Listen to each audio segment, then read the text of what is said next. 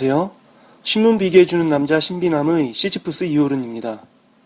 오늘은 박원순 시장님의 시장 재임 1주년에 대한 언론의 평가를 살펴보도록 하겠는데요.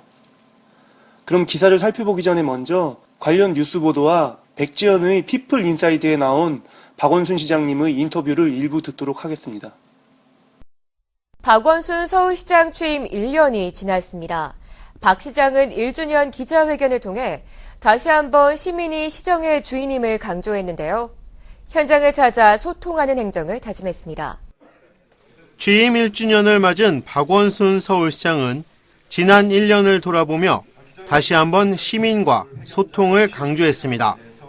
자신이 취임한 뒤 이행한 친환경 무상급식과 시립대 반값 등록금, 비정규직 정규직화를 지난 1년의 결실로 강조했습니다.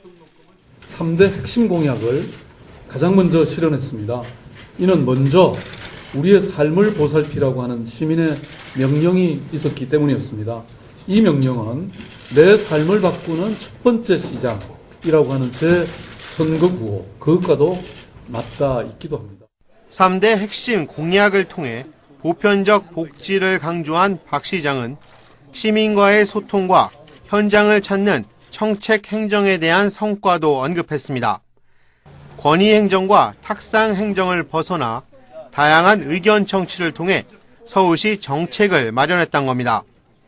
현장의 목소리를 반영하기 위한 행정 혁신이 서울시 핵심 기조라고 박 시장은 강조했습니다.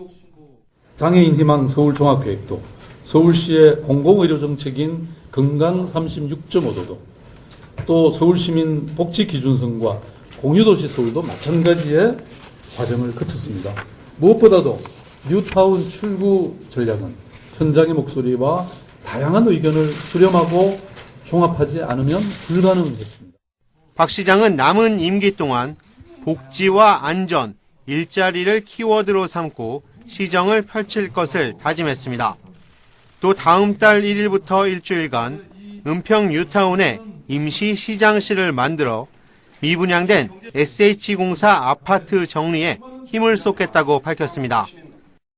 트위터로 소통하시는 거에 대한 진짜 열심히 하시더라고요. 그거 굉장히 제가 자제 많이 하는 건데요. 아, 그러세요? 좀 피플인사이드 통해서 힌트 좀 주세요. 많은 분들이 대화하고 싶으실 텐데 어느 시간에 주로 들어가시면? 그거 미리 알려드리면 너무 큰 경쟁이 돼서 네. 다 자꾸 들어다 보면 네. 압니다.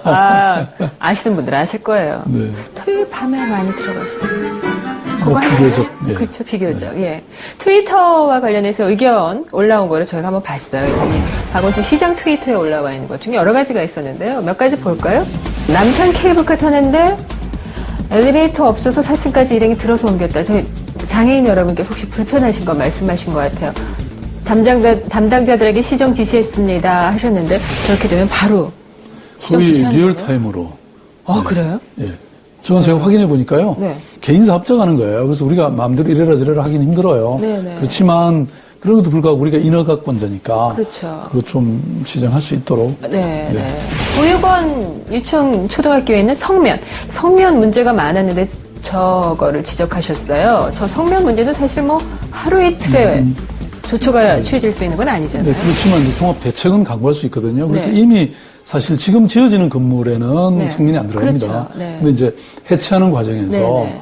그게 이제 예컨대 뭐 안면 보호를 하는 네. 도구를 쓴다든지 네. 뭐 이런 건데 지금은 이제 대체로는 잘 되고 있습니다. 아, 네. 예.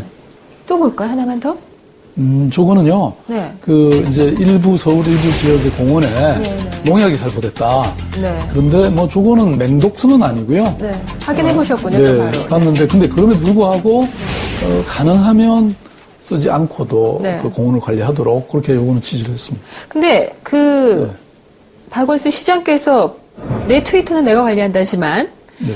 이게 서울시 직원들은 정말 이거 열심히 보고 있는 거 아닌가요? 그렇죠. 모니터링 되고 있다는 그 다음날 얘기, 그 얘기인가요? 아침에는 네. 대부분의 간부 공무원들은 네. 아침에 제가 간밤에 뭘 했는지를 다 살펴보는 게 일과가 돼 있죠. 그 참 업무가 집에 가서도 퇴근이 아니겠어요, 그럼. 그래서 제가 자제한다고 자제, 말씀드렸죠. 그래서. 근데 사실 저 트위터 행정이 소통이나 이런 면에서 또 응답을 받고 가끔 또 위로도 받고 또 내가 제안한 것이 바로 시정되고 이러면 참 기쁘시겠지만 저것에 대한 또 찬반도 있잖아요. 네, 뭐 저는 세상에 네. 빛과 그림자가 다 네. 함께 있잖아요. 그러니까 뭐 부정적인 면이 없는 일은 없지만 네. 그래도 그야말로 거의 실시간대로 네. 시민들이 뭔가 하소연할 곳이 있고 잘못된 거 시정을 요구할 수 있고 네. 이렇게 좋은 편리한 도구를 놓고 안 쓴다는 게 말이 안 되죠. 네. 특히 저는 이제 뭐 트위터 팔로워가 거의 한 60만 명에 가까워졌거든요. 그렇죠. 예. 그러면 제가 한번 글 쓰면 결국 리트윗하는 것 치면 한 수백만 명이 보고 뭔가 공감을 하거나 또는 네. 반대를 하거나 또는 새로운 의견을 저한테 주시잖아요. 네네. 그 저걸 안 쓰는 게 말이 안 되죠. 아마 이거는 세계 역사상 가장 최초로 본격적인 트위터 행정을 하는 시장으로 기록될 겁니다. 그럼 기사를 살펴보도록 하겠는데요. 먼저 조선일보의 기사입니다. 의욕만 앞선 약속...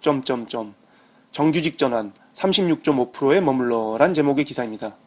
10월 29일자 기사인데요. 박원순 시장은 지난해 11.6 서울시장 재보궐선거 당시 산하 비정규직 근로자들을 정규직으로 바꿔주겠다고 약속했다. 하지만 1년이 지난 지금 비정규직 근로자들 사이에는 혼란과 갈등이 일고 있다. 라고 이렇게 얘기하면서요. 기사 제목과 마찬가지로 이제 본문 시작에서 박원순 시장님의 비정규직 정규직 전환이 실패했다라는 식으로 단정 짓고 있습니다. 의욕만 앞선 약속이 결국 혼란과 갈등을 불렀다는 거죠.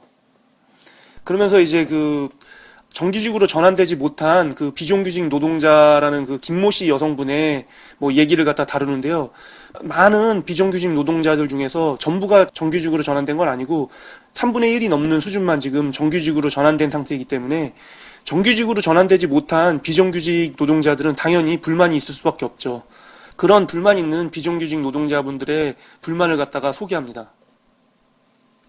3년째 비정규직으로 녹지관리 업무를 하다 정규직이 된 신명옥 씨는 기간 계약제로 일할 때 계약 기간이 끝나면 재계약될지 늘 불안했다며 임금 인상뿐 아니라 고용 불안도 사라져 편안하게 일하게 됐다고 말했다. 반면 탈락자들은 소외감에 시달리고 있다. 탈락자 김 씨는 전환 기준이 명확하지 않고 모호하다며 작업 능력과 협동심 등을 평가한다고 했지만 주변에서도 좋은 평가를 받았는데 왜 제외됐는지 모르겠다고 말했다. 서울시 공무원 노동조합 관계자는 정규직 전환에서 탈락한 사람들 사이에서 정규직이 되려면 시의원이나 시 간부에게 로비를 해야 한다는 말까지 돌고 있다고 전했다. 이번에 정규직 전환에 성공한 한 직원은 정규직 전환이 안 된 비정규직들 불만이 많다며 그래도 혹시나 2차에 되지 않을까 해서 입 밖에 내지는 못하고 있다고 말했다라고 얘기합니다.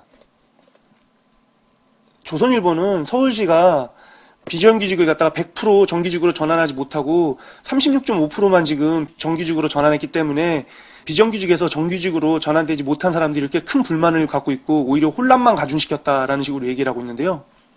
애초에 모든 비정규직 인원을 일시에 다 정규직으로 전환시킬 수는 없는 노릇이죠. 일단 1차로 지금 36.5%를 갖다가 정규직으로 전환시켰고 그 다음에 그 평가를 해서 또 이제 계속 점진적으로 비정규직들을 정규직으로 전환시킬 계획인 걸로 알고 있는데요. 근데 사실 비정규직에서 정규직으로 되지 못한 사람들이 불합리하다고 느끼는 것들이 충분히 있을 수 있다고 생각합니다. 뭐 서울시 업무 관계자에 따르면은 업무 달성도, 성실성, 노력도, 신속성, 추진력, 협동심 등이 이제 공동 평가 지표에 따라서 기간별로 전환자를 선발했다고 하는데요. 이제 개개인 노동자들이 뭐 업무 달성도 이거는 지표가 가능하지만은 뭐 성실성, 추진력, 협동심 이런 거는 사실 좀 객관적으로 평가할 때 자기가 어떤 점수를 받는지 갖다 이해하기가 좀 힘들죠. 그렇기 때문에 이런 공동 평가 지표에 대한 좀 더 객관성이나 아니면은 좀 이러이러한 이유로 이렇게 평가했다는 걸 갖다가 납득시킬 필요가 있어 보입니다. 그런데 조선일보는 이런 그 평가 척도가 어떻게 구체적으로 이루어지는가를 갖다가 얘기는 하지 않고 그냥 비정규직에서 정규직으로 전환되지 못한 노동자들이 이 평가에 대해서 의구심을 느낀다는 정도에서만 보도를 마칩니다. 이건 제대로 된 신문의 언론 보도 형태는 아니죠, 사실. 이렇게 그냥 비정규직에서 정규직으로 전환되지 못한 사람의 불만은 너무나도 당연한 것이거든요. 그렇기 때문에 그런 불만이 왜 가지게 됐는가 갖다 좀 더 심도 있게 보도하려면은 이제 그 공무원들이 비정규직에서 정규직으로 전환시키는 근로자들을 평가할 때 그 평가 항목들이 어떤 식으로 구체적으로 적용돼서 점수가 전환되는가를 갖다가 제대로 좀 보도를 했어야죠. 그래야만 사실 이 기사를 읽는 사람들이 이렇게 뭐 점수평가 지표가 잘못됐기 때문에 그 비정규직 노동자들이 정규직으로 전환되지 못한 걸 불만을 가지는구나. 혹은 점수평가 지표가 제대로 됐는데도 불구하고 비정규직인 사람들이 정규직으로 다 전환되지 못해서 불만을 가진 사람들이 있구나. 이런 식으로 평가가 가능하죠. 그런데 그런 부분들에 대한 좀 제대로 된 세부적인 보도 없이 그냥 일방적으로 비정규직에서 정규직으로 전환되지 못한 사람들이 느끼는 불만을 갖다가 그냥 기사화 시킨 거죠. 그렇기 때문에 이걸 객관적인 기사라고 보기는 사실 어렵죠. 조선일보가 결국 자신들이 박원순 시장님을 갖다가 어떻게든 좀 더 깎아내리려는 그런 의도가 있다는 걸 갖다가 증명하는 거나 다름없는 기사인 것 같습니다. 다음 기사를 보도록 하겠는데요. 다음 동아일보의 기사입니다. 박원순 시장 취임 1년... 전문가들이 본 시정이란 제목의 기사입니다. 10월 25일자 기사인데요. 전임 오세훈 시장의 정책을 중단시켜 전임 시장 흔적 지우기라는 비판도 받았지만 박원순 시장 1년에 대한 평가는 대체적으로 긍정적이다 라고 이렇게 기사에서 첫머리를 시작하는데요. 동아일보는 일단 대다수 사람들이 박원순 시장님의 1년 동안의 시정을 갖다가 긍정적으로 평가한 걸 갖다가 소개하고 있습니다. 그러면서 몇 가지 단락으로 이제 그 평가에 대한 걸 얘기하는데요. 먼저 뉴타운 출구 전략을 얘기합니다. 박원순 시장은 올 초 재개발 40년 역사는 물론이고 투기 강풍으로 뒤덮였던 10년 역사를 끝내겠다며 뉴타운 출구 전략을 공식 발표했다. 서울시는 실태조사를 거쳐 재개발 여부를 다시 결정할 계획이지만 여전히 각 지구에서 이미 사업에 투입된 매몰 비용을 누가 부담할지 문제가 풀리지 않고 있다. 또 뉴타운의 대안으로 마을 공동체 사업을 제시하고 있지만 도심 재정비 사업 부진에 따른 주택 공급 감소의 대안이 될 수 없다는 점에서 해법은 쉽지 않을 것이라는 전문가의 의견이 많다라고 이렇게 얘기합니다. 그 뉴타운 출구 전략에 대해서 이제 뭐 약간 부정적인 의견을 대는데요. 사실 이건 정말 어쩔 수 없습니다. 왜냐하면은 서울시 뉴타운은 지금 너무 심각할 정도로 과도하게 뉴타운 사업이 진행되면서 이 사업을 갖다가 수습할 수 없는 지경에 이르렀기 때문이죠. 이명박 전 서울시장과 오세훈 서울시장이 10년 동안 엄청나게 싸지는 똥을 갖다 지금 박원순 시장님이 치우고 있는데요. 이게 너무 문제가 크기 때문에 그걸 다 일거에 해결할 수가 없는 노릇이죠. 근데 동아일보 같은 경우는 이렇게 지금 뉴타운 출구 전략을 하기까지의 배경은 설명하지 않고 뉴타운 출구 전략이 좀 미완이다라는 식으로만 얘기를 하고 있습니다. 뭐 전체적인 그 평가를 하는 기사이기 때문에 기사 지면에 한계가 있어서 이렇게 얘기했다고 할 수 있겠지만요. 그렇지만 이렇게 배경조차 얘기하지 않고 박원순 서울시장의 뉴타운 출구 전략에 가진 장점이나 이런 것도 소개하지 않고 단지 이제 문제점과 보완해야 될 좀 부분들만을 갖다가 이렇게 강조한 거는 좀 기계적 중립조차 지키지 않은 것에 가까운 그런 내용이죠. 그리고 그 다음으로는 이제 무상급식을 비롯한 그 보편적 복지 정책에 대해서 얘기를 하는데요. 서울시립대 반값 등록금의 경우 정확한 조사 없이 반값 등록금부터 시행해 세금으로 등록금을 대준다는 지적을 받았다. 보편적 복지를 위한 재원 마련도 여전히 박원순 시장이 풀어야 할 숙제다라고 이렇게 얘기합니다. 동아일보 같은 경우는 이 무상급식이나 서울시립대 반값 등록금에 대해서 장점이나 뭐 여러 가지 사람들의 의견보다는 일단 그 정책을 갖다가 반대하는 지적을 갖다가 자주 강조해서 소개하고 있습니다. 그리고 마지막으로 이제 보편적 복지를 위한 재원 마련이 풀어야 할 숙제라고 얘기하는데요. 근데 사실 그 박원순 시장님이 일거에 많은 부분들을 갖다가 다 복지 정책으로 전환하고 있는 게 아니라 단계 부분적으로 순서를 밟아가면서 하나하나 복지 정책을 실시하고 있거든요. 그동안 오세훈 전 시장이 디자인 서울을 만든다고 어마어마한 예산을 갖다가 대규모 공사 비용으로 쏟아부었었는데요.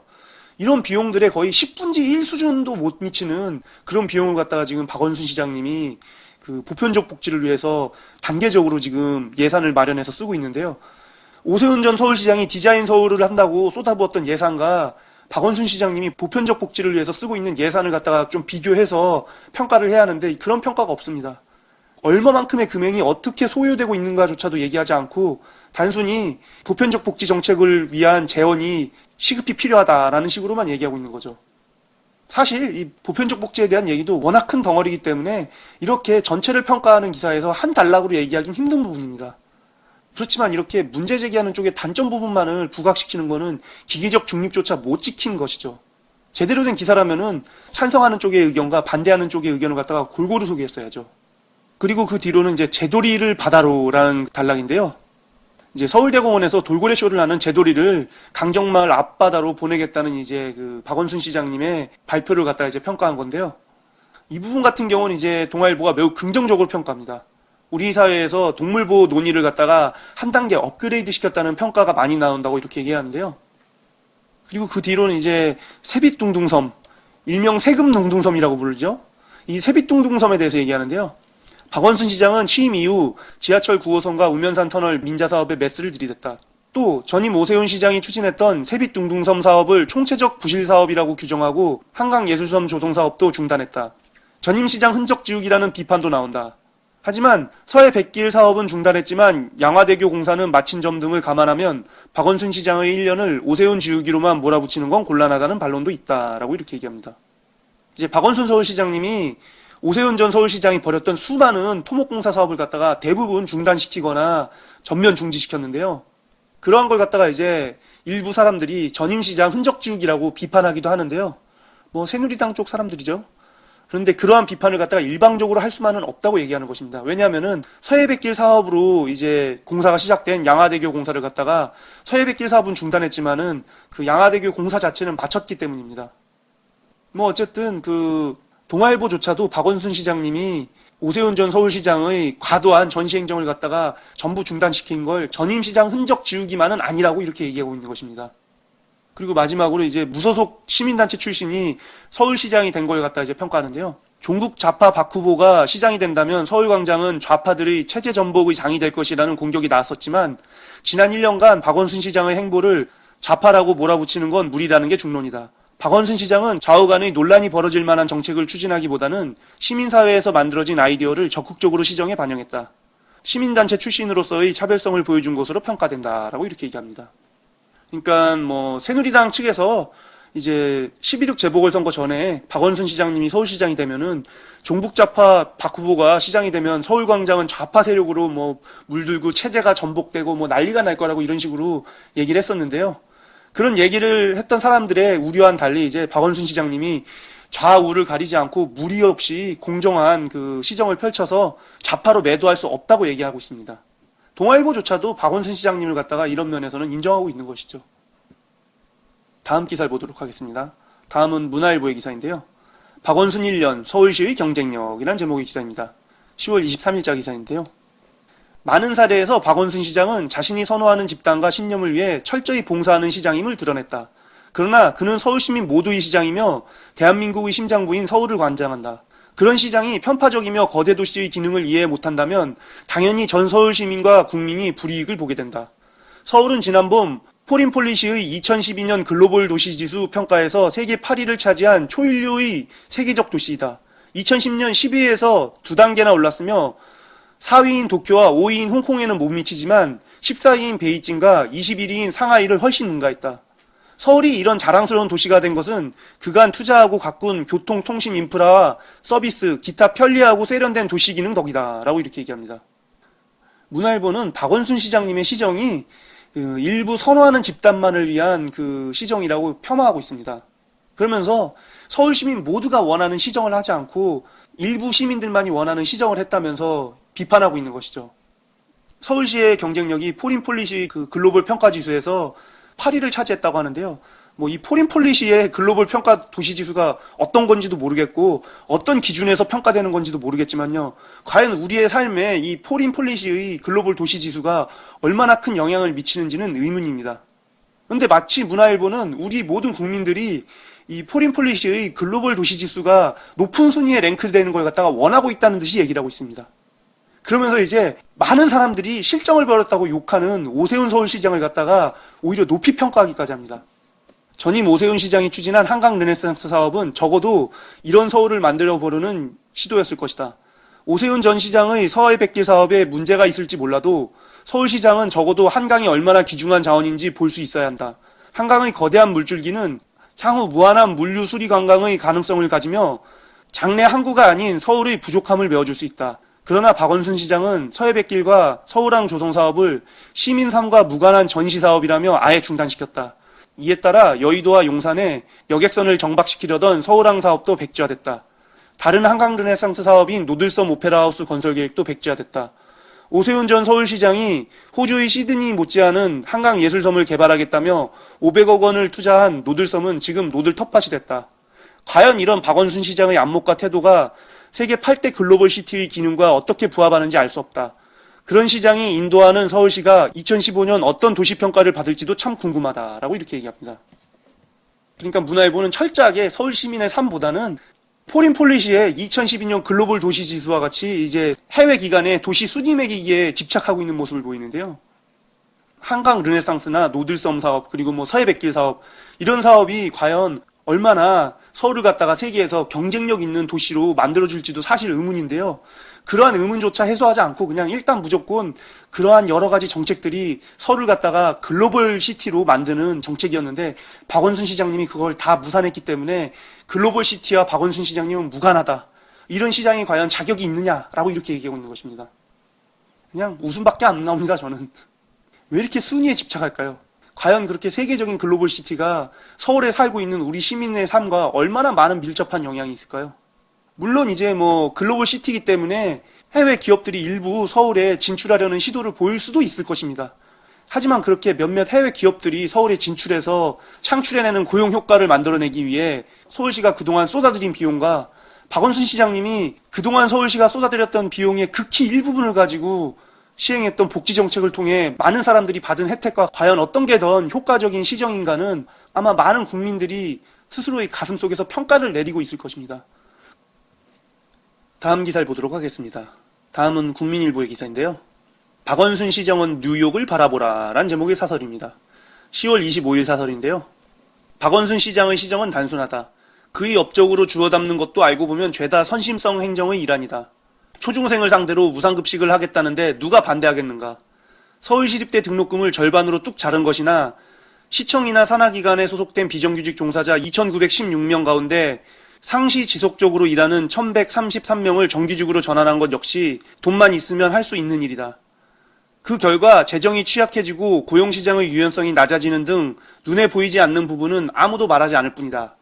라고 이렇게 얘기하면서 이제 박원순 시장님의 시정을 갖다가 부정적으로 평가하고 있습니다. 국민일보는 초중생을 상대로 무상급식을 하는데 누가 반대하겠는가라고 얘기하는데요. 오세훈 서울시장이 반대했잖아요. 그리고 새누리당도 그 반대를 갖다가 적극적으로 지지하면서 절대로 무상급식을 하면 안 된다고 얘기했고요. 조중동을 비롯한 보수 언론도 무상급식을 하면 나라가 망할 거라는 듯이 계속 얘기했었고요. 바로 자신들이 반대를 했었죠.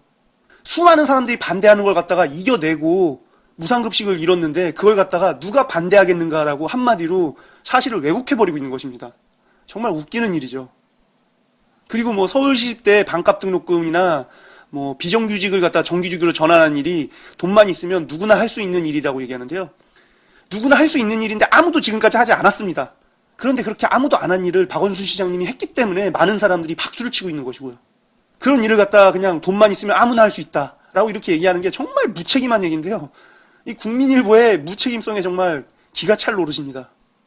그리고 끝으로 그러한 정책으로 재정이 취약해지고 고용시장의 유연성이 낮아지고 있다는 게 문제라는데요.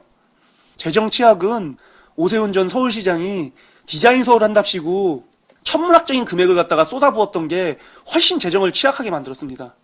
오세훈 전 서울시장이 디자인 서울을 만든다고 엄청난 비용을 갖다 쏟아부으면서 서울시의 부채가 무려 7조 원이나 늘었습니다. 그런 부분들을 갖다가 재정 취약으로 얘기를 해야죠. 박원순 시장님이 서울시립대 반값 등록금과 비정규직 정규직 전환 그리고 무상급식 이런 정책을 펼치는데 든 비용은 5천억 원도 안 됩니다. 7조 원 부채를 만든 거에 비해 정말 조족지혈에 불과하죠. 그런데도 불구하고 돈만 있으면 누구나 할 수 있다는 이런 복지 정책을 실시했다고 재정이 취약해지는 문제를 낳았다고 얘기하고 있습니다. 그리고 또 고용시장의 유연성이 낮아졌다고 하는데요. 이 고용시장의 유연성 이게 무슨 얘기냐면요. 비정규직이 많으면은 기업에서 비정규직을 고용했다가 계약 기간이 끝나면 다른 비정규직을 고용할 수 있으니까는 유연하게 사람들을 갖다가 고용할 수 있어서 편하죠. 이런 걸 갖다가 고용시장의 유연성이라고 얘기합니다. 이 고용시장의 유연성이란 말은 철저하게 기업 입장에서만 얘기하고 있는 것입니다. 즉 철저하게 기업 입장에서 기업이 정규직은 거의 고용하지 않고 많은 수의 비정규직만을 고용하는 걸 갖다가 옹호하기에 만들어낸 눈가림용 용어입니다. 많은 사람들이 고용시장의 유연성이라고 얘기하면은 얼핏 좋은 느낌이 들어서 제대로 뭔지 모르면서 그냥 좋은 건가 보다 하고 넘어가는데요. 그냥 노동자들을 갖다가 쉽게 자르고 쉽게 고용할 수 있는 것 이게 바로 고용시장의 유연성입니다. 그러니까 박원순 시장님은 일부 기업이 아닌 대다수 국민들이 해고 불안에 시달리지 않도록 고용시장의 유연성 그러니까는 쉽게 자르고 쉽게 고용할 수 있는 이런 시스템을 갖다가 바꿨다는 거죠. 비정규직 노동자들을 갖다가 정규직으로 전환해서 많은 비정규직 노동자들에게 희망을 줬는데요. 이런 걸 갖다가 단점으로 지적하고 있는 것입니다. 얼마나 국민일보가 친기업적인 성향을 가진 신문인가를 이러한 단락 등을 통해 알 수 있는 것이죠. 이제 남은 임기는 1년 8개월이다. 박원순 시장이 제시한 시민의 이익과 서울의 미래라는 시정 목표에다 도시의 경쟁력을 갖추는 데 소홀하지 말아야 할 것이다. 서울의 상대는 서울이 아니라 베이징과 도쿄, 뉴욕이기 때문이다. 라고 이렇게 얘기합니다. 기사 제목이 박원순 시정은 뉴욕을 바라보라인데요. 이 기사에서 뉴욕이란 단어는 이 마지막 단락에서 딱 한 번 나옵니다. 도대체 뉴욕의 어떤 점을 바라보라는 것일까요? 이 국민일보도 문화일보와 마찬가지로 도시 경쟁력을 갖추는 데 소홀하지 말라고 얘기하는데요. 그 도시 경쟁력을 갖추는 게 과연 뭐라고 생각하는 걸까요? 문화일보처럼 오세훈 시장이 했던 디자인 서울 같은 전시행정이 바로 도시 경쟁력을 갖추는 것이라고 생각하는 걸까요? 근데 정말 웃기는 거는 박원순 시장님이 제기한 건 시민의 이익과 서울의 미래입니다. 시정 목표에 도시 경쟁력을 갖추겠다는 얘기는 있지도 않아요. 그런데 자기들 멋대로 도시 경쟁력을 갖추라고 얘기한 다음에 도시 경쟁력을 제대로 못 갖추고 있다면서 비판하고 있습니다. 애초에 박원순 시장님은 시민의 이익과 서울의 미래, 도시 경쟁력은 박원순 시장님의 공약이 있지도 않습니다. 그런데 그런 부분들을 갖다가 하지 않고 있다고 해서 비판하고 있는 거죠. 그러면서 서울의 상대는 서울이 아니라 베이징, 도쿄, 뉴욕이라는데요. 왜 서울이 그런 도시들을 갖다 상대해야 되나요? 서울의 상대는 해외 도시가 아니라 서울 시민입니다. 서울 시민들을 어떻게 상대해서 어떻게 이들을 더 행복하게 해줄까? 이게 바로 서울의 상대이고 서울의 고민이고 서울의 목표입니다. 도대체 왜 서울시가 베이징과 도쿄, 뉴욕과 경쟁하기 위해서 전시행정을 벌여야 하나요? 이런 관점 자체가 저는 이해가 안 가는데요. 국민일보도 그렇고 문화일보도 그렇고 철저하게 서울을 갖다가 세계적인 도시로 만들라는 말뿐입니다. 이런 생각을 가진 사람들이 지지하는 시장이 바로 오세훈 시장이었죠. 그렇기 때문에 오세훈 시장은 자신을 지지하는 사람들이 모두 입만 열면은 서울의 경쟁력을 높여라, 세계적인 도시를 만들어라 이러니까는 서울시 부채가 7조 원이나 늘건 말건 전시행정으로 이런저런 토목공사들을 강행했던 거죠. 그러면서 서울시 재정이 악화가 됐고요. 재정이 취약해졌다는 건 그렇게 전시행정 때문에 재정이 취약해진 걸 갖다가 지적해야 되는데 복지정책을 펼친 거 가지고 재정이 취약해졌다고 비판하고 정말 어처구니가 없습니다. 말이 안 돼요. 다음 기사를 보도록 하겠습니다. 다음은 매일경제 기사인데요. 10월 26일자 기사입니다. 박원순 시장, 서울시 경쟁력 얼마나 높였나라는 제목의 사설입니다. 기사 제목에서도 알 수 있듯이 이 매일경제도 국민일보나 문화일보나 마찬가지로 경쟁력을 얘기합니다. 서울 시민의 삶이나 이런 거에 관심 없어요. 그냥 오로지 서울시의 경쟁력, 이 경쟁력에만 관심을 가지고 있어요. 박원순 서울시장이 그제 취임 1년을 맞아 가진 기자간담회에서 2년 8개월의 임기는 충분치 않다고 말했다. 재선에 대한 의지를 내비친 것으로 받아들여지는데 지난 1년을 돌아볼 때 과연 그런 자격이 있다고 말할 수 있는지 묻고 싶다라고 이렇게 얘기합니다. 한마디로 시작부터 박원순 시장님의 1년을 갖다가 비판하고 있는 거죠. 매우 낮게 평가하고 있다는 것입니다. 박원순 시장은 1년 동안 복지, 안전, 일자리 3가지 목표를 향해 뛰어왔다고 스스로 자랑했다. 서울시 비정규직 1133명을 정규직으로 전환한 게 일자리 성과로 꼽히기도 하는데 그건 일자리 형태를 전환한 것에 불과하니 그리 자랑할 만한 일은 아닌 듯하다라고 이렇게 얘기하는데요. 매일경제 역시 국민일보와 똑같습니다. 국민일보 같은 경우는 돈만 있으면 누구나 다 할 수 있는 일이라고 박원순 시장님이 비정규직을 정규직으로 전환했던 걸 갖다가 폄하했는데요. 매일경제는 그냥 단순히 일자리의 형태를 전환한 것뿐이라고 얘기하는데요. 이렇게 단순히 일자리의 형태가 전환된 것만으로도 한 사람의 인생이 얼마나 바뀌는 걸 갖다가 전혀 이해조차 하지 못하고 있는 것 같습니다. 비정규직 1133명을 갖다가 정규직으로 전환시켰다는 거는 비정규직이었던 1133명의 삶을 갖다가 행복하게 해줬다는 거고요. 그 1133명과 함께 살아가는 가족, 4인 가족이라고 칠 때 약 5,000명의 삶을 갖다가 윤택하게 바꿔줬다는 것입니다. 이게 자랑할 만한 일이 아닌가요? 오세훈 시장이 7조 원의 부채를 만들어가면서 벌였던 디자인 서울을 통해 과연 얼마나 많은 사람의 삶이 윤택해졌나요? 매일경제는 문화일보나 국민일보와 마찬가지로 관점 자체가 사람의 삶보다는 외적으로 보여지는 외형이나 크기 그리고 경쟁력 이런 데에만 집착하고 있습니다. 그러다 보니까는 비정규직 1133명을 정규직으로 전환했다는 것에 대한 의미를 갖다가 이렇게 제대로 이해하지 못하고 폄하하고 있는 것이죠. 이렇게 외적인 성장, 경쟁력 이런 거에만 집착하는 사람들이 정치를 하면은 정말 대다수 국민의 삶이 불행해지는 것입니다. 1133명의 비정규직을 정규직으로 전환시킨 것이 어떤 것인가를 갖다 이해할 수 있는 정치인이 지도자가 돼야만 우리 국민의 삶이 행복해질 수 있는 거죠. 박원순 시장은 인상적으로 남을 만한 큰 프로젝트에 욕심을 내다 보면 재정에 균형적으로 투자하지 못할 가능성이 있기 때문에 스스로 경계하기 위해 아무것도 안 한 것으로 기억되고 싶다고 스스로 다짐했는데, 이런 자세라면 왜 서울시장을 하겠다고 나섰는지 의아스럽다라고 이렇게 얘기합니다. 이 얘기가 뭐냐면요, 이제 박원순 시장님이 취임했을 때 한 기자가 이명박 전 서울시장은 청계천을, 그리고 오세훈 전 시장은 광화문 광장을 남겼는데 박원순 시장님께서는 무엇을 남기고 싶습니까? 라고 질문을 했더니, 그 질문에 대해서 저는 그런 것 안 하는 시장으로 기억되길 원합니다 라고 이렇게 대답했던 걸 소개한 건데요. 수많은 사람들, 저를 비롯한 정말 수많은 사람들이 박원순 시장님의 이 대답을 통해 많은 감동을 느꼈는데요. 이러한 감동을 갖다가 매일경제는 전혀 이해하지 못하고 있는 것입니다. 박원순 시장님은 이 말을 이해하지 못하기 때문에 매일경제는 그동안에 박원순 시장님의 시정에 대해서 많은 사람들이 감동을 느끼고 박수를 치고 지지하는지를 갖다가 이해하지 못하는 것이죠.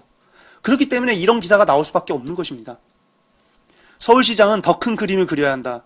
경기 침체가 갈수록 심해지고 있는 시점에서는 무엇보다 정체된 사업에 박차를 가해 새로운 일자리를 창출하고 도시 경쟁력을 높이는 역할이 필요하다는 것을 되새기기 바란다라고 이렇게 얘기합니다. 매일경제 역시 문화일보나 국민일보처럼 끝까지 경쟁력 그리고 큰 그림 이런 것만 얘기하고 있습니다. 도시 규모에 따라 큰 그림을 그려야 할 때도 있고, 큰 그림을 다 그렸으면 이제 세부적인 디테일을 살려야 할 때가 있는 법인데, 서울시 같은 경우는 이미 큰 그림이 다 그려진 그림입니다. 그렇기 때문에 세부적인 디테일을 그려서 완성도를 높여야 할 때죠. 그런데 매일경제는 다 그려진 큰 그림을 갖다 더 크게 그리라고 이렇게 얘기하고 있는 것입니다. 계속 그렇게 무턱대고 크게 그리다 보면은 양극화가 심해질 수밖에 없는데, 그런 양극화에 대해서는 나몰라라 하고 있는 것입니다. 그러면서 그놈의 도시 경쟁력을 올리라고 계속 얘기하고 있죠. 저는 정말 개인적으로 박원순 시장님이 도시 경쟁력에 집착하지 않고 1133명의 비정규직을 정규직으로 전환시키는 것, 이런 일에 큰 의미를 두고 시정을 계속 해주셔서 정말 감사하게 생각하고 있습니다. 방송을 듣는 많은 분들께서도 과연 서울시를 갖다가 세계 8대 도시니 4대 도시니 이런 유명한 도시로 만드는 것이 중요한 것인지, 아니면은 양극화를 극복하고 보다 많은 사람들이 행복해질 수 있도록 복지 도시를 만들어가는 것이 좋은 것인지 한번 다들 생각해 볼 필요가 있어 보입니다. 다음 기사를 보도록 하겠는데요. 다음은 내일경제의 기사입니다. 반값 등록금 도입하니 학자금 대출 급감이란 제목의 기사입니다. 10월 25일자 기사인데요. 서울시립대에 따르면 지난해에는 1,489명이 학자금 대출을 받았지만 반값 등록금을 도입한 이후 올해는 대출자가 543명으로 대폭 줄었다. 1년간 금융기관에서 학자금을 빌린 학생이 63.5%나 줄어든 것이다. 학생들이 빌린 금액으로 따지면 감소폭은 더 크다. 지난해 31억 7,200만 원이었던 대출금이 올해는 5억 4,173만 원으로 17% 수준에 그쳤다라고 이렇게 얘기합니다. 내일신문 같은 경우는 정확한 통계에 따라 서울시립대의 반값 등록금 정책을 갖다가 평가하는데요. 작년에 1,489명이 학자금 대출을 받았지만은 반값 등록금 정책이 실시된 다음에 543명만 학자금 대출을 받았다는 것이죠. 무려 63.5%나 되는 학생들이 이제 학자금 대출을 안 받아도 등록금을 낼 수 있게 변한 것이죠. 학생들의 삶이 많이 변한 게 보이죠. 그런데 그뿐만 아니라 정말 더 고무적인 것은 대출 금액 자체가 무려 83%나 줄었다는 것입니다. 1,489명이 31억 7,200만 원을 빌렸던 작년에는 계산을 해보면 1인당 대출 금액이 약 214만 원 정도 했거든요. 그런데 올해 같은 경우는 5억 4,173만 원을 갖다가 543명이 대출을 받았습니다. 평균을 잡아보면은 한 명당 약 99만 7천 원, 그러니까 100만 원 정도를 대출받은 것입니다. 1인당 대출 금액 자체가 절반 이상 대폭 감소한 것입니다. 학자금 대출을 받은 사람의 숫자도 절반 이상이 줄었고, 거기다가 대출 금액도 절반 이상 줄고, 어마어마한 변화가 있었다는 것이죠. 아마 서울시립대 다니는 학생들은 정말 지금 행복한 기분을 만끽하고 있을 것입니다. 내일신문 같은 경우는 서울시립대 대학원과 학부를 갖다가 비교해서 얼마나 큰 변화가 있었는지 갖다 소개하는데요. 학부와 달리 반값 등록금을 도입하지 않은 대학원의 경우 학자금 대출은 지난해와 비슷한 수준으로 약간 늘었다. 2011년에는 대학원생 중 696명이 학자금 14억 1,153만 원을 빌렸고, 올해는 737명이 14억 8,342만 원을 대출했다. 라고 이렇게 얘기합니다. 계산을 해보면은 대학원생들 같은 경우는 1인당 평균 약 202만 원을 갖다가 작년과 올해 대출을 받았고 그 대출을 받은 학생 숫자도 큰 차이가 없습니다. 반값 등록금 정책에 혜택을 받은 대학생들 같은 경우는 학자금 대출을 신청한 학생 수가 63%나 줄어들었고 그리고 대출 금액도 50% 이상 다운됐는데 그에 반해 반값 등록금에 혜택을 받지 못하는 대학원생들은 작년이나 지금이나 비슷하단 거죠. 아마 서울시립대 대학원에 다니는 학생들은 대학원도 빨리 반값 등록금 혜택을 주길 간절히 원하고 있을 것 같네요. 다음 기사를 보도록 하겠습니다. 다음은 경향신문의 기사인데요. 박원순 서울시장의 넥타이와 반바지란 제목의 기사입니다. 친절하고 꼼꼼한 원수씨가 취임 1년을 맞았다. 그의 시정 성적표는 훌륭하다. 경향신문이 서울시 의원 10명, 서울시 고위 간부와 하위직 공무원 20명, 시민단체 교수 20명을 상대로 설문조사를 했더니 절반 이상이 매우 잘하고 있다고 했다. 특히 새누리당 성향의 인사들이 후한 점수를 줘 눈길을 끌었다. 정치적으로 그를 반대했던 보수 언론들도 나쁘지 않게 평가했다. 라고 이렇게 얘기합니다. 그러니까 경향신문 같은 경우는 박원순 시장님의 1년 동안의 시정이 매우 성공적이었다고 평가하고 있는 것입니다. 그러면서 이제 서울시의 보도자료를 분석해서 그 박원순 시장님의 시정을 갖다 평가하는데요. 지난 1년간 서울시가 낸 보도자료는 3,541건이었다. 반면 오세훈 전 시장 재임 시절인 2008년 7월부터 1년 동안 서울시가 낸 보도자료는 2,574건이었다. 1000여 건의 차이가 난다. 라고 얘기하는데요. 이 보도자료 건수로 시장이 얼마나 많은 일을 했다고 평가하기는 좀 힘들겠지만은 그래도 오세훈 전 서울시장에 비해 1년 동안 1000건이나 더 많은 보도자료를 냈다는 거는 그만큼 한 일이 더 많다는 걸 갖다가 이렇게 간접적으로 얘기하고 있습니다. 보도자료 내용에서도 흥미로운 대목이 있다. 예컨대 2008년 보도자료 235건 가운데 30건의 제목에 오세훈 전 시장 이름이 등장한다. 전체의 12.7%다. 2008년 9월 21일엔 오세훈 전 시장이 서울시 공무원 등 3,000명이 참석한 가운데 정례 조례를 갖고 서울시가 띄어야 대한민국이 산다는 주제의 특강을 했다는 보도자료가 배포됐다. 반면 올해 9월에서 10월 한 달간 박원순 시장의 이름이 제목에 등장하는 보도자료는 12건으로 전체 3.6%였다. 그것도 정책 워크숍처럼 시민과 직접 만나는 행사를 알리는 내용이 줄이었다라고 이렇게 얘기합니다. 이 말은 오세훈 시장 같은 경우는 자기가 어디 가서 특강을 했네 뭐 했네 하는 오세훈 시장의 동정을 갖다가 보도자료로 많이 냈었는데 그에 비해서 박원순 시장님은 자신의 동정을 내기보다는 이제 정책 워크숍이라든가 자신이 시민과 직접 만나는 행사를 갖다가 알리는 수준에서의 보도자료만을 일부 내고 대부분의 보도자료는 정책에 대한 보도자료였다는 걸 갖다가 얘기하고 있습니다. 박원순 시장의 시정은 자기 집안일을 하듯 정성을 들이는 것이 특징이다. 돈과 자원은 시민에게 유익한 곳에만 쓰려고 노력한다.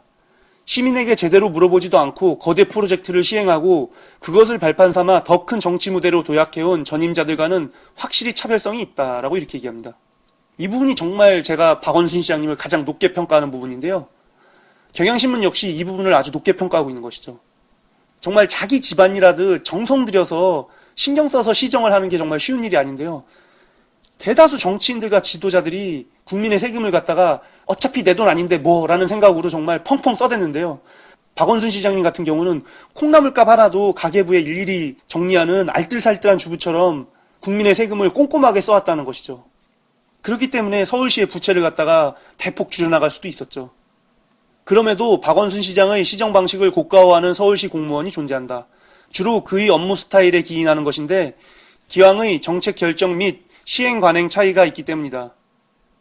경향신문 같은 경우는 이제 박원순 시장님의 그 시정을 갖다가 아주 높게 평가하지만은 일부 공무원들이 박원순 시장님에 대해서 반발하고 있다는 걸 소개합니다. 서울시 공무원들의 박 시장에 대한 복잡한 심사를 반영하는 것이 박원순 넥타이와 반바지 논란이다. 1년 전 서울시에는 박원순 시장이 쓰는 안경과 연분홍색 넥타이를 맨 공무원이 많았다. 인기가 높고 기대도 컸다는 얘기다. 그런데 1년이 안 된 올 여름엔 박원순 시장이 쿨비즈 운동을 벌였지만 반바지 차림으로 출근한 공무원은 많지 않았다. 반 박원순 정서가 생긴 것이다. 라고 이렇게 얘기하는데요. 이 내용은 좀 제가 보기에는 경향신문의 오버 같은데요. 박원순의 넥타이와 박원순의 반바지 이게 논란이라는데요. 넥타이 같은 경우는 본인이 그동안 사용하던 넥타이를 갖다가 살짝 바꾸는 정도로 얼마든지 쉽게 바꿀 수 있기 때문에 많은 사람들이 박원순 시장님을 지지하면서 이제 따라했던 거죠. 그런데 반바지 같은 경우는 좀 부담이 큽니다.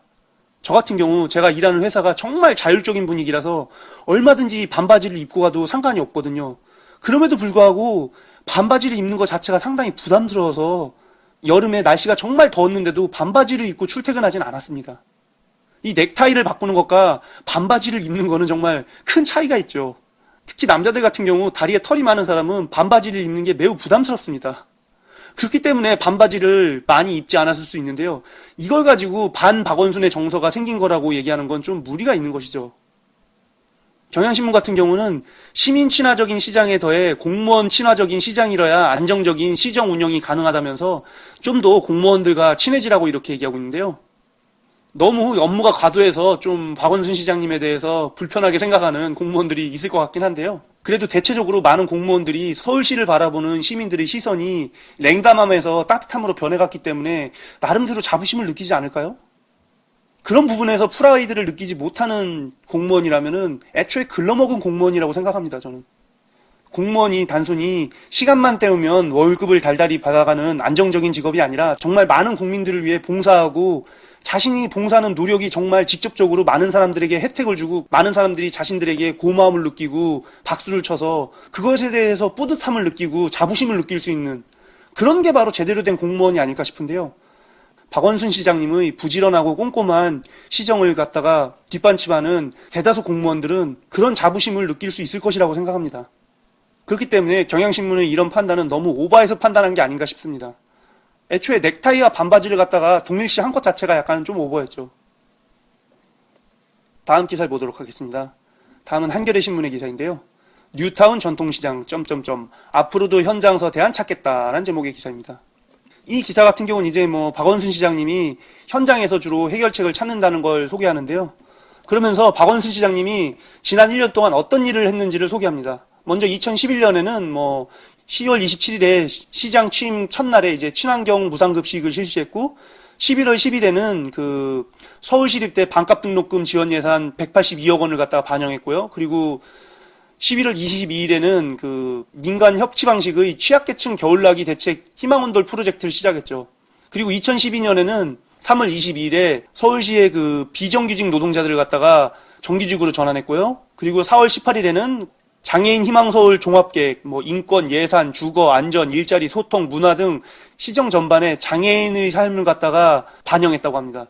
그리고 4월 26일에는 원전 하나 줄이기 종합대책, 에너지 절약, 신재생에너지 보급 정책을 갖다가 실시했고요. 또 7월 24일에는 공공의료 마스터 플랜, 건강서울 36.5를 발표했고요. 그리고 9월 11일에는 마을 공동체 5개년 기본계획을 갖다가 수립했고요. 그리고 9월 20일에는 사용하지 않는 물건, 시간, 정보, 공간 등을 나눠 쓰는 공유도시 서울을 선언했다고 합니다.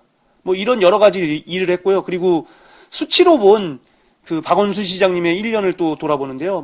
58만 7천 명, 무상급식 대상 학생 수입니다. 그리고 111만 원, 반값 등록금 정책이 적용된 서울시립대의 등록금입니다. 0명. 이건 이제 겨울에 동사한 노숙자의 숫자인데요. 그 전까지는 계속 겨울에 얼어 죽는 노숙자들이 많았는데 희망온돌 프로젝트 덕분에 박원순 시장님이 시장으로 재임한 이번 겨울에는 얼어 죽은 노숙자가 한 명도 없다는 것입니다. 1133명. 이 숫자는 비정규직에서 정규직으로 전환된 노동자의 숫자입니다. 975곳. 이거는 이제 2017년까지 마을 공동체 조성 지원 규모입니다. 이렇게 이제 박원순 시장님이 1년 동안 그 시정을 하면서 많은 것들이 변했다는 걸 소개하면서 이제 마지막으로 박원순 시장님의 발언을 갖다 소개합니다.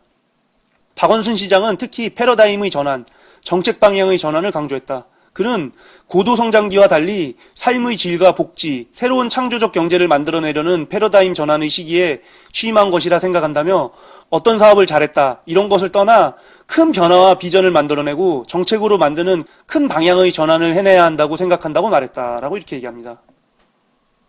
이 얘기가 뭐냐면요. 문화일보, 국민일보, 매일경제 이런 보수 언론들이 얘기하던 서울시의 세계 경쟁력, 이 세계 경쟁력을 만들기 위한 정책 이런 게 아니라 서울 시민의 삶을 갖다가 변하게 하는 방향으로 바꿔나간다는 것이죠. 이렇게 그 정책의 방향을 갖다가 크게 바꿔나가는 패러다임의 전환을 갖다가 이루는 게 박원순 시장님의 목표라는 것입니다. 이렇게 이제 보수와 진보 메이저 신문을 모두 봤는데요.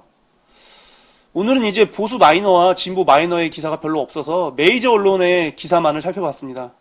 보수 언론의 경우 박원순 시장님의 시정이 서민들의 삶에 직접적인 혜택을 준다는 사실은 인정하면서도 양적 팽창을 통한 세계 경쟁력 확보에 매우 취약하다며 서울시가 뉴욕이나 도쿄와 겨룰 수 있는 세계적인 도시가 될 수 있게 정책을 꾸미라고 말하고 있습니다. 반면 진보 언론의 경우 박원순 시장님의 시정에 새로운 무언가를 요구하기보다는 지난 1년 동안 박원순 시장님이 해온 시정의 결과를 객관적으로만 보여줄 뿐 주관적인 평가는 최대한 자제하고 있는 모습이었습니다. 박원순 시장님의 시정을 평가하는 기사들을 살펴보면서 보수 언론들이 정말 경쟁을 좋아한다는 생각이 들었습니다.